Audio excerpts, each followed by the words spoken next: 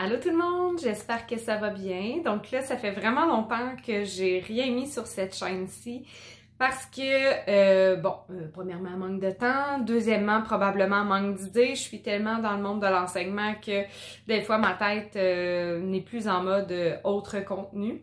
Mais bref, je trouvais ça pertinent de vous revenir aujourd'hui pour vous raconter notre voyage à Rome parce que, là de ça, un petit peu plus d'un mois, on a décidé qu'on s'en allait à Rome et c'est déjà fait. Donc, c'était un voyage de dernière minute. Je vous remets en contexte. J'avais commencé à regarder, moi, les voyages à Londres. Puis, j'en ai parlé aux enfants, à mon conjoint, puis tout ça. Puis ma belle-fille m'a dit « Ah, mais Londres, c'est super. » Mais elle dit « Moi, un jour, j'aimerais vraiment aller à Rome. » Et mon conjoint de dire « Ah, ben moi, je pense que je préférais Rome à Londres. » Donc, j'ai commencé à regarder le prix des billets et tout ça, puis ça revenait moins cher d'y aller à la relâche que d'y aller cet été. Donc, je me suis dit, mais pourquoi pas faire un voyage à la relâche? C'était vraiment la première fois qu'on partait à la relâche parce que d'habitude, mon conjoint travaille. Cette année, il avait décidé de prendre congé. Donc, j'ai suggéré l'idée à mon conjoint, puis il a embarqué. C'est donc le 27 janvier dernier que nous avons décidé, la journée même de la fête de Charlie, ma fille, que nous allions quitter pour Rome à la relâche. Donc, étant donné que je regardais beaucoup les prix, puis que j'avais regardé un petit peu sur YouTube, sur les réseaux sociaux, sur Pinterest, bref, je m'étais documentée beaucoup sur Rome et c'était vraiment possible de faire Rome en 3 journées. Donc là, je me suis dit, bon, on regarde les prix des billets puis tout ça et c'était très avantageux pour nous de quitter le lundi, de revenir le vendredi, donc lundi le 27 février et de revenir vendredi le 3 mars, donc pour un total de 3 jours là-bas. Donc, c'est ce qu'on a préparé comme voyage. Ben, en fait, c'est plus moi qui ai préparé l'itinéraire de A à Z et j'ai suggéré à ma gang qu'on parte pour faire 3 jours là-bas, ce qui a été accepté. Donc, j'ai appelé à Air Canada direct parce que sur Internet, il y avait des bugs. Même qu'on aurait pu partir une journée avant, mais finalement, il n'y avait plus de place. En tout cas. Bref, nous avons réservé pour quitter à 5 heures à l'aéroport à Montréal. Quitter à 5 heures pour arriver là-bas le lendemain matin à 10h45 heure de Rome, le 28 février. Pour revenir le 3 mars, on avait initialement, je dis initialement, vous allez voir, nos vols ne se sont pas déroulés comme c'était censé. Donc initialement prévu pour midi et quelques, pour être de retour à 3h45 en après-midi au Québec. Donc c'est ce qui m'apparaissait être un scénario absolument merveilleux. Mais comme je vous ai dit, il n'y a rien qui s'est déroulé comme c'était censé. D'abord, avant le voyage, j'ai bien sûr préparé l'itinéraire, les réservations. Donc, c'est vraiment un must, les réservations. Je vais vous en parler tout à l'heure. Puis, aussi, je voulais apprendre quelques mots d'italien, puis ça me laissait comme un mois time chrono pour apprendre, je veux dire top chrono, pour apprendre quelques mots en italien parce que je voulais me débrouiller un tout petit peu. Donc, je me suis acheté un petit dictionnaire. Donc, je vous mettrai le lien en barre de description si jamais vous voulez acheter un tel dictionnaire dans lequel se retrouvaient des phrases et des mots. Donc, j'ai été assez surprise de voir à quelle vitesse j'ai appris plusieurs mots pour me débrouiller. Notamment avec grazie, qui est merci. Per favore, vous allez vous débrouiller, qui est s'il vous plaît. Mi piacerebbe, j'aimerais. Donc, j'ai appris les nombres aussi. 1, 2, 3, 4, 5.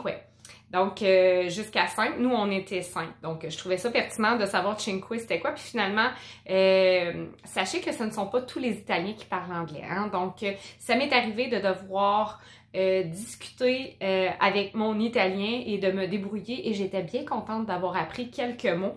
Donc, voilà pour ce qui est de la langue. Donc, quand même, somme toute, important là, quand vous tombez, vous allez voir dans des situations comme les nôtres, de savoir parler un tout petit peu la langue. Sinon, d'avoir Internet et une fois de plus, je vous raconte ce qui s'est passé également en lien avec mes données Internet en Italie. Mais bref, faut être quand même paré, du moins parler anglais parce que français... il n'y a pas beaucoup de personnes qui parlent français là-bas. Donc, bref, si vous voulez vous lancer, au moins savoir parler anglais.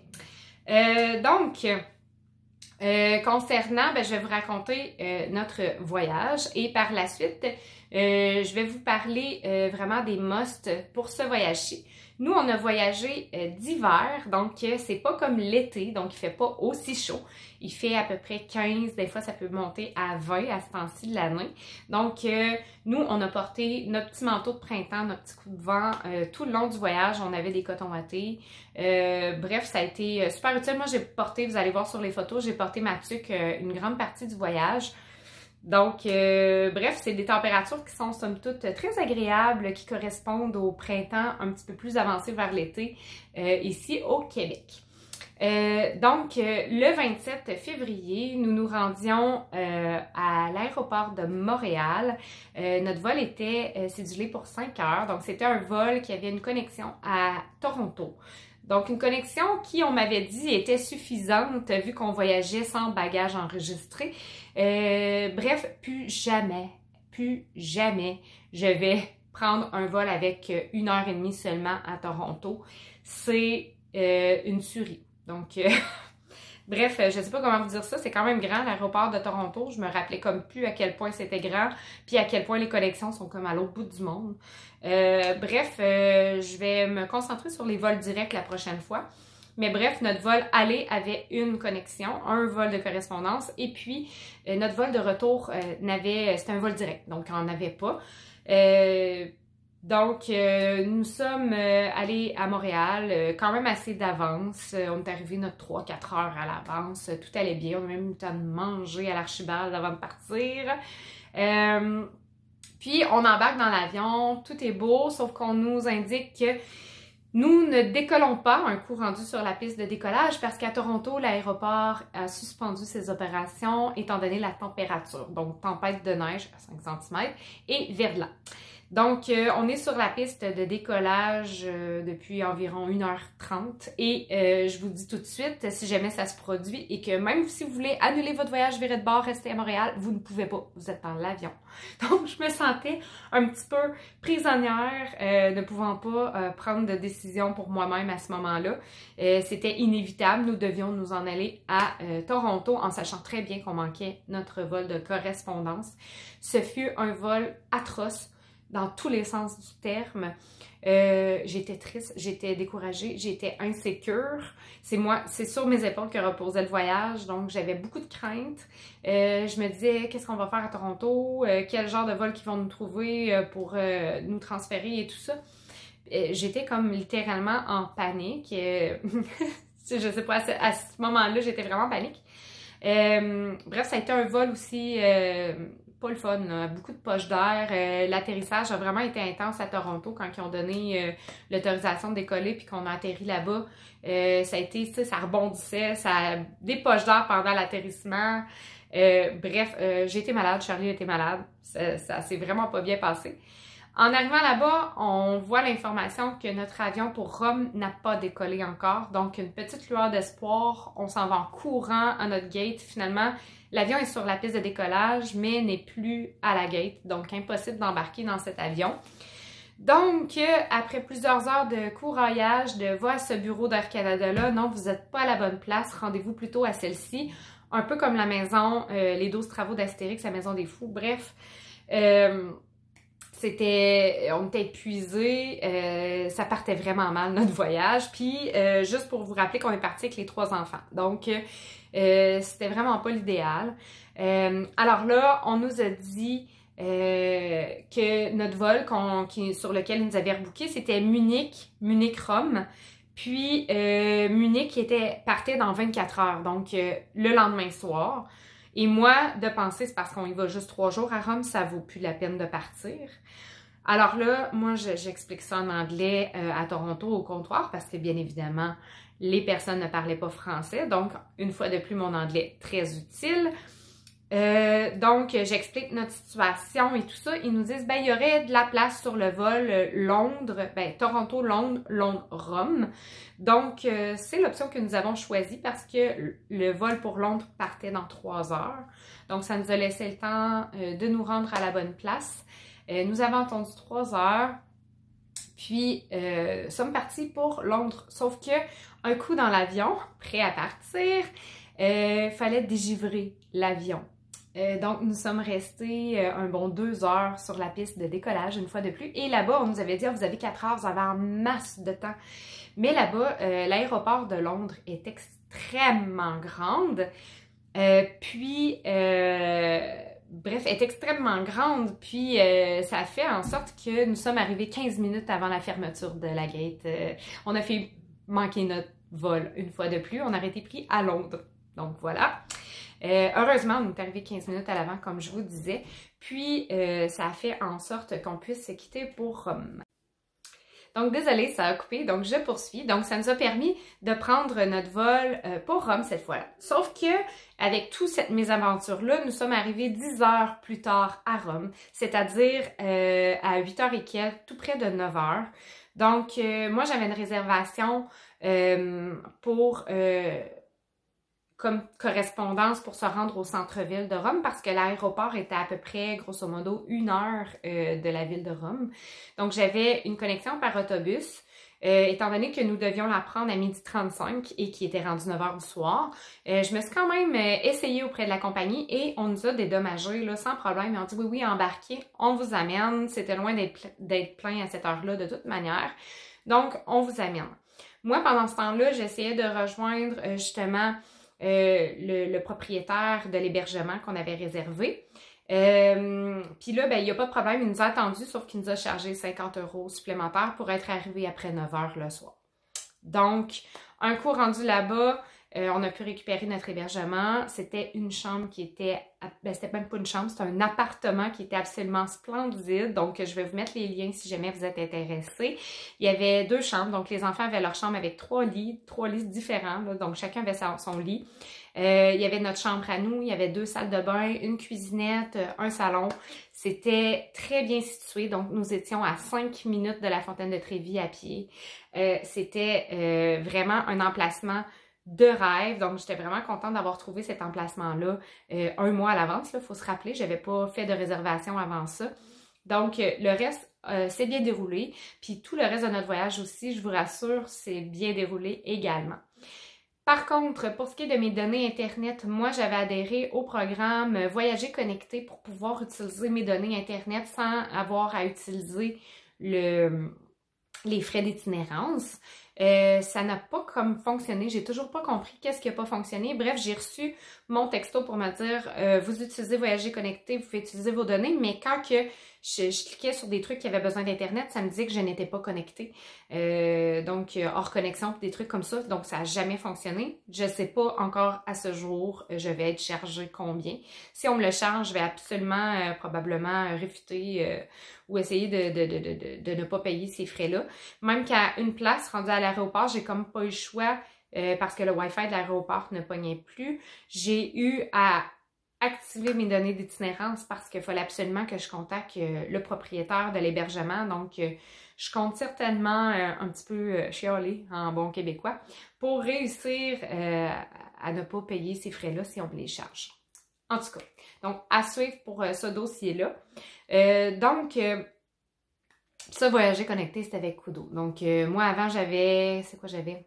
J'avais Rogers, puis ça avait bien été aux États-Unis. Cette fois-ci, avec Kudo, ça n'a pas vraiment bien fonctionné. Donc, débutons maintenant notre séjour à Rome. Donc, évidemment, on a défait nos bagages en arrivant. Il était rendu 11 h du soir. On s'est couché directement. Puis, ça a été une très courte nuit parce qu'on s'est levé à 7 h le lendemain matin parce que je voulais déjeuner en m'en allant à notre réservation pour la visite du Colisée. Et je voulais aller avant 8 h le matin à la Fontaine de Trévi pour être seule. Donc, nous nous sommes rendus premièrement à pied à la Fontaine de Trévi vers les 7 h 45. Nous étions pratiquement seuls à la fontaine. Il est en train de faire de la maintenance, donc ces photos-là sont pas super belles. Il y a des genres de banderoles jaunes un peu type police, là, pour pas qu'on passe. On pouvait pas descendre sur le bord de la fontaine. Mais bref, j'avais un plan en tête et je ne me doutais pas qu'on allait voir la fontaine de Trévis 3 fois dans cette journée-là, étant donné qu'on était vraiment proches puis que les chemins passaient tous par là, mais en tout cas. Bref, moi, j'avais, il y a 5 ans, mon amoureux m'avait demandé en fiançailles en Irlande devant une fontaine. Alors là, lui, il avait toujours pas de bague et j'ai décidé de lui en offrir une et de lui offrir devant la fontaine de Trévis. Donc, c'est ce matin-là que nous avons fait cet échange-là. Et les enfants étaient vraiment super contents, puis mon chum aussi.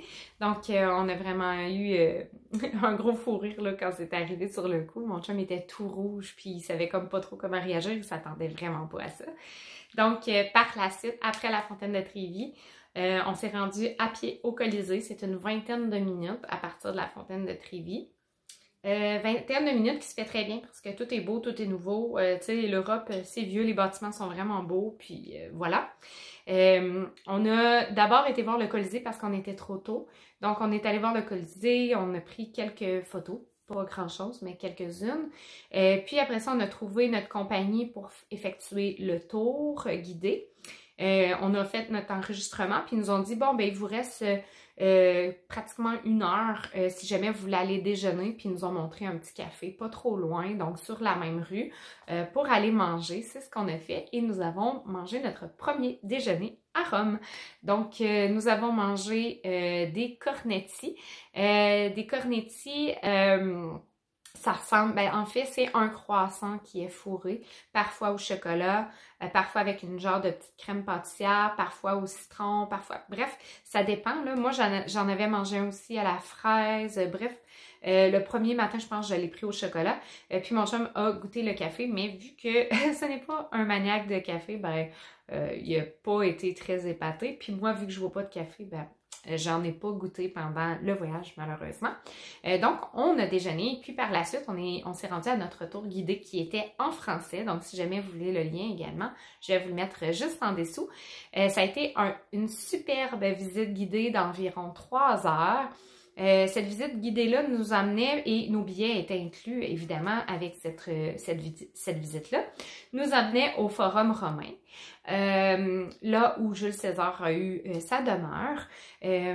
Bref, nous emmenait par la suite au Mont Palatin, qui est plutôt en hauteur et qu'on voit le Forum romain tout en bas.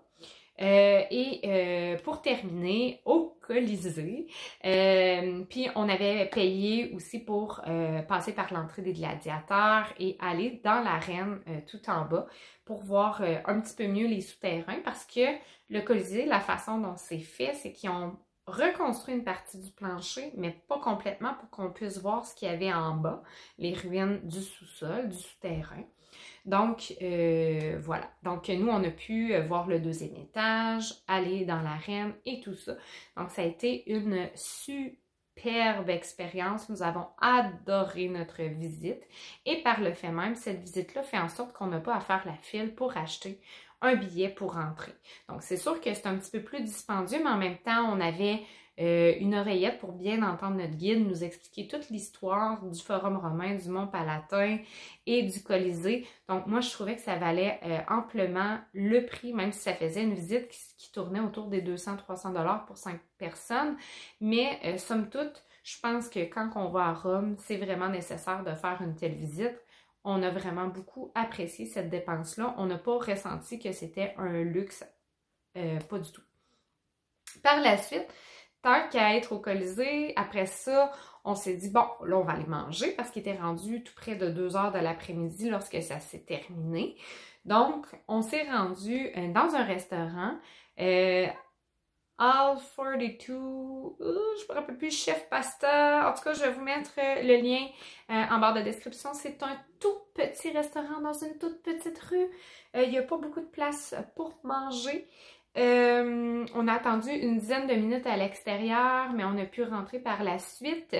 Le propriétaire nous a lui-même expliqué le menu, nous a même dissuadé de prendre certaines choses. Il a dit « Ah, vous venez du Canada, ah, ça, prenez pas ça, vous allez trouver ça trop épicé, trop salé. Généralement, les Canadiens n'aiment pas ça, puis tout ça. » Il nous a plutôt dirigé vers des mets qu'on aimerait. Donc, c'était absolument délicieux. Le service était rapide.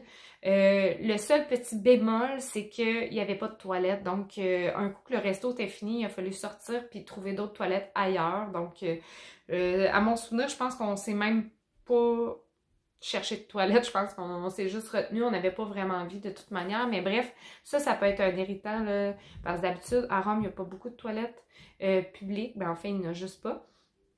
Donc, c'est important d'aller à la toilette quand on va au restaurant, sinon on peut attendre vraiment longtemps. Ce restaurant-là était super bon, pas très cher, donc même vous pouvez le prendre en take-out, manger dans une piazza. Une piazza, ça c'est des places avec des fontaines généralement ou bien des obélisques ou peu importe. Bref, la vue est très belle et il y a tellement de belles places pour manger à l'extérieur, donc ça peut être possible aussi. Par la suite, tant qu'à être rendu dans ce coin-là, on a décidé de continuer. On a décidé de faire l'horaire qu'on avait manqué la journée du 28 février parce que là, on était rendu le 1er mars. Puis le 28 février, nous avions prévu visiter quelques attractions touristiques, toutes gratuites par contre. Donc, on n'avait pas été pénalisés en lien avec des réservations ou quoi que ce soit. Donc, on s'est rendu à pied à la Piazza Venezia. Piazza Venezia qui était absolument belle, son bâtiment tellement énorme et tellement beau. Pour par la suite se rendre au Largo di Torre Argentina, peut-être que je me trompe, peut-être Largo Torre di Argentina. C'est l'endroit où Jules César s'est fait assassiner, maintenant rendu un refuge pour chats. Donc, on n'a pas vraiment vu de chats, on en a vu 3, on s'attendait à en voir plus. Mais bref, très bel endroit aussi. Pour par la suite continuer vers la Piazza Navona, donc la place Navone, il y a 3 belles fontaines, c'est absolument merveilleux. Et puis, c'est vraiment intéressant d'avoir appris au Colisée qu'auparavant, il y avait des jeux qui se passaient dans l'eau, donc avec des bateaux puis tout ça, puis qui ont transféré ces jeux-là à la Piazza Navona, donc c'est pour ça qu'elle a une forme rectangulaire, donc les jeux dans l'eau se passaient à cet endroit-là. Maintenant, c'est rendu une place avec 3 fontaines. Mais bref, auparavant, c'est intéressant de savoir l'histoire de cet endroit-là. Par la suite, nous nous sommes rendus au Panthéon. Puis là, je dois vous dire que tous ces endroits-là, là, c'est des 4-8 minutes de marche. Là. Donc, on arrête, on marche un petit peu, on continue. Donc, ça se fait super bien. C'est juste dommage parce qu'on était extrêmement fatigués de la veille. Mais sinon, ça se fait super bien comme trajet. Sérieusement, le centre de Rome se fait à pied entièrement. Puis, tu sais, on avait Charlie avec nous 7 ans, puis elle a marché, puis elle a même pas bougonné. Là. Fait que ça a vraiment bien été. Puis, il y a tellement des places pour manger des gelatos à plein de places que ça se fait super bien. Donc, on est allé au Panthéon, puis on était chanceux parce qu'on n'a pas fait de file du tout pour rentrer. Généralement, l'été, ça peut prendre jusqu'à 1 heure pour réussir à entrer. Mais bref, nous sommes allés visiter le Panthéon, c'était gratuit et c'est vraiment fort intéressant de circuler dans cette bâtisse-là, c'est tellement beau. C'est vraiment pertinent de savoir aussi que le trou au plafond laisse entrer la pluie et la pluie s'évapore avant même de toucher le sol lorsqu'il ne pleut pas assez. Mais par contre, quand il y a vraiment une grosse averse, le sol devient trempé entièrement. Donc, c'est vraiment un très bel endroit, le Panthéon. Puis, par la suite, nous avons terminé notre visite. Nous sommes repassés par la fontaine de Trévi pour retourner à l'appartement pour se reposer un peu. Il était autour de 4 heures. Puis, suite à quoi, ben là, on a dû aller souper. Donc, on a décidé d'aller manger à Pincitali. C'est une pizzeria excellente. Il n'y a pas beaucoup de place assise, mais par contre, cette fois-ci, il y avait des toilettes. Mais bref, nous avons mangé dehors. Il faisait pas super chaud, mais bien habillé, c'était faisable.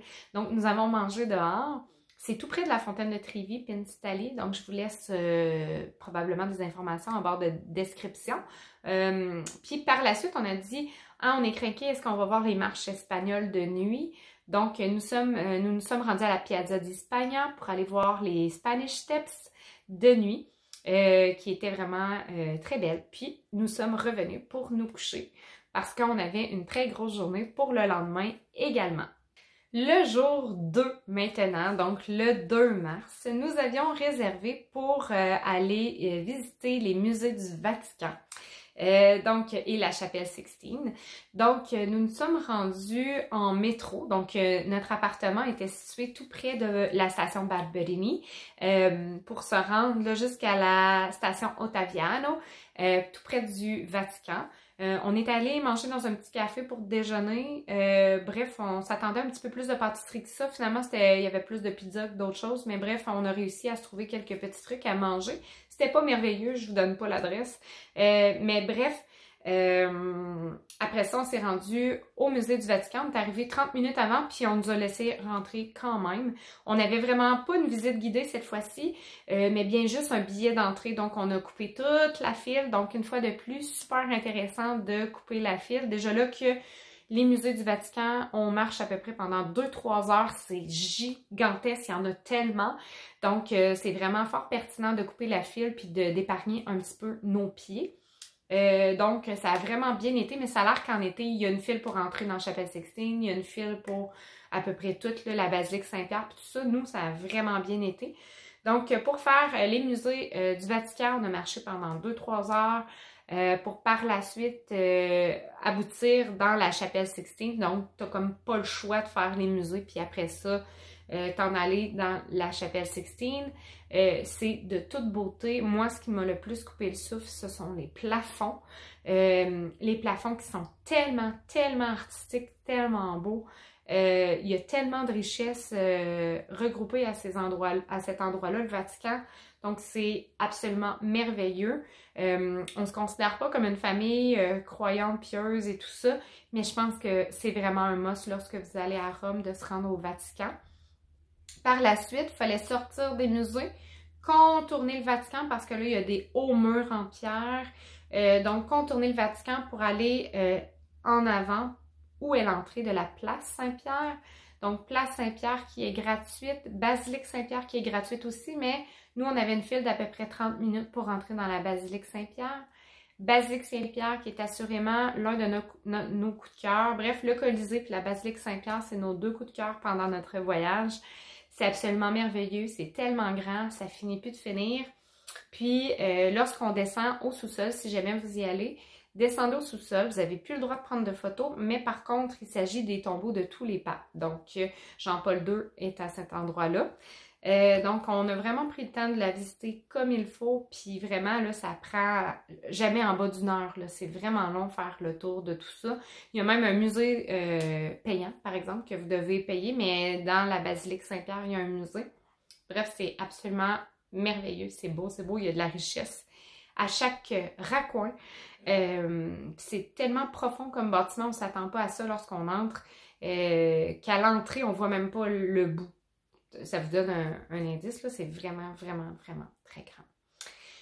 Par la suite, à pied, à une dizaine de minutes, nous sommes rendus au château Saint-Ange. Le château Saint-Ange, on n'a pas entré à l'intérieur parce que ça coûtait quelque chose, mais bref, on a visité l'extérieur, puis on a passé sur le pont Saint-Ange qui est juste devant le château. Donc, ça fallait vraiment le détour. Après ça, on commençait à avoir faim, il était autour de 2-3 heures. Donc, on s'est pris, puis en passant au Vatican, là, il y a des cafétérias à la fin des musées, puis tout ça, si jamais vous voulez casser la croûte. Et on est allé chez Supplidia pour goûter à des supplis. Donc, c'est des boules frites avec à l'intérieur du riz, de la sauce et du fromage. C'était absolument délicieux. Les enfants, peut-être, ont moins apprécié, mais moi, j'ai beaucoup aimé. Donc, Supplidia. Et par la suite, on s'est dirigé vers le restaurant Cantina e Cucina et j'avais de très grandes attentes à cause de tous les commentaires sur Internet, sur TripAdvisor, sur Google. Bref, j'avais vraiment pris le temps de m'informer aussi sur certains blogs. Et finalement, je vous dirais, la serveuse de 1 était un petit peu dans le jus, débordée, très à la limite du rude. Puis la bouffe était correcte, mais pas merveilleuse, donc on n'a pas été émerveillés tant que ça par notre repas. Donc, ça n'a pas été l'expérience à laquelle je m'attendais à la Cantina e Cucina. Bref, après ça, on s'est dirigé vers notre chambre pour se reposer. Le lendemain matin, nous devions quitter aux alentours de midi. Donc, on s'était levé à 6 heures pour aller attraper notre autobus pour retourner à l'aéroport.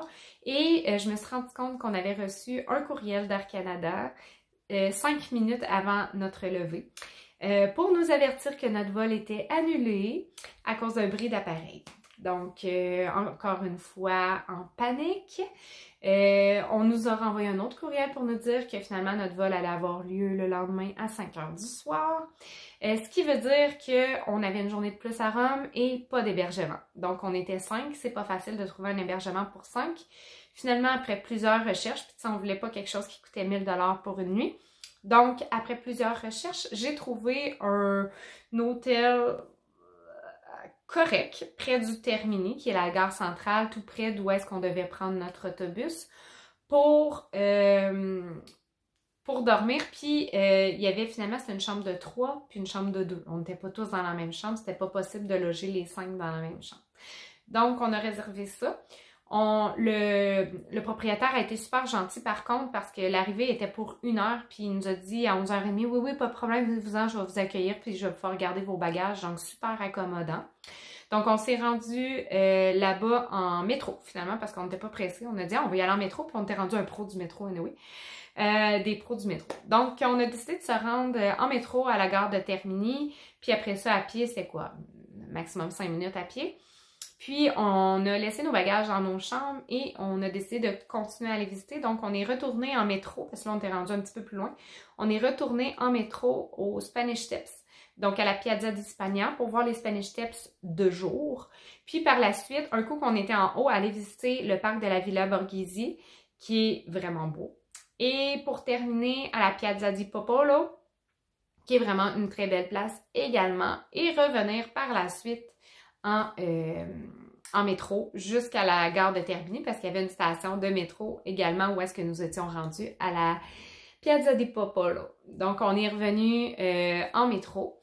Puis, on s'est reposé un petit peu à la chambre. Puis, pour aller souper, j'ai demandé au propriétaire voir s'il y avait des trucs à nous conseiller. Et il nous a dit juste en bas, Eletra, c'est super bon. Donc, c'était en bas de notre hôtel là, parce que notre hôtel était en hauteur. Puis, juste en bas, il dit, vous avez Eletra. Donc, nous sommes rendus au restaurant Eletra et c'était probablement notre repas le plus délicieux de tout le voyage. Le serveur était super gentil. Donc, vraiment une belle expérience au Eletra. Je vous le recommande fortement. Seul bémol, si on vous apporte la corbeille à pain, sachez que c'est 1 € par personne. Donc, voilà. Moi, je n'étais pas au courant, mais on a pu grasser un peu dedans, là, mais bref, on a eu la surprise sur la facture à la fin. Mais bref, super souper. Puis, finalement, on est allé se coucher pour le lendemain se lever, même si on était juste, notre vol était cédulé à 5 heures le soir, on s'est quand même, il fallait quitter la chambre pour 10 heures.